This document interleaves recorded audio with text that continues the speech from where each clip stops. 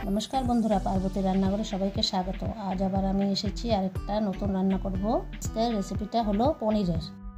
देरी ना करे चलो शुरू करे दिई। प्रथमे आमी ग्यास জ্বালিয়ে একটা फ्राई पैन बसिए दिएछि और तेल दिए दिচ্ছি। तारपर आमी पेঁয়াজ, ক্যাপসিকাম और टमेटो टुकरो करे केटे निয়েছি और एकटू নুন छिटिয়ে সেটাকে আমি একটু হালকা ভেজে নেব।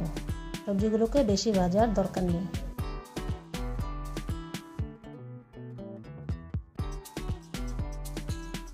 হয়ে গেছে আমার ভাজা, তুলে নিচ্ছি।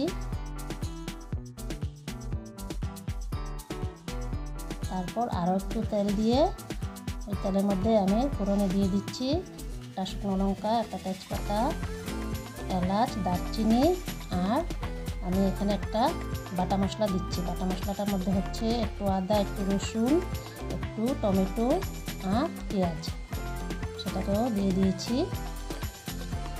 তারপর দিয়ে দিচ্ছি হলুদ গুঁড়ো, লঙ্কা গুঁড়ো আর জিরে গুঁড়ো, সেটাকেও একসাথে একটু জল সহকারে মিশিয়ে নিচ্ছি। মশলাটা সুন্দর করে ভেজে নেব। এখন মশলাটা থেকে তেল ছেড়ে আসছে। তারপর দিয়ে দেব আমরা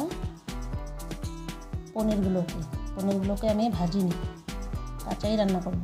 তোমরা চাইলে ভেজেও নিতে পারো।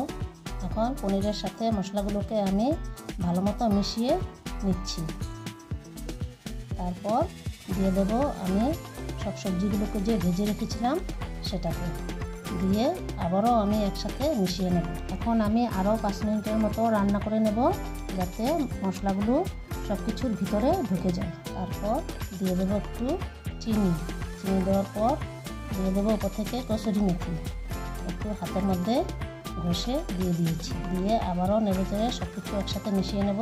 এখানে আমি আস্তে আস্তে নাড়াচাড়া করছি যাতে পনিরটা ভেঙে না যায়, কারণ আমি পনিরটাকে কাঁচাই দিয়েছি তো তাই। আর আমি এখানে একটুকু জল দেব না। তারপর একটু ঢেকে দেব যাতে মেথির ফ্লেভারটা সব কিছুর মধ্যে মিশে যায়। অল্প সময় ঢেকে রাখার পর আমি এখন নামিয়ে নিচ্ছি। তাহলে একদম রেডি আমার আজকের পনিরের ড্রাই ফ্রাই। এই পনিরের ড্রাই ফ্রাইটা খাওয়ার জন্য আমি একটা অন্য কিছু বানিয়েছি, সেটা তোমরা নেক্সট ভিডিওতে পেয়ে যাবে। চলো আজ বিদায় নিচ্ছি, টাটা।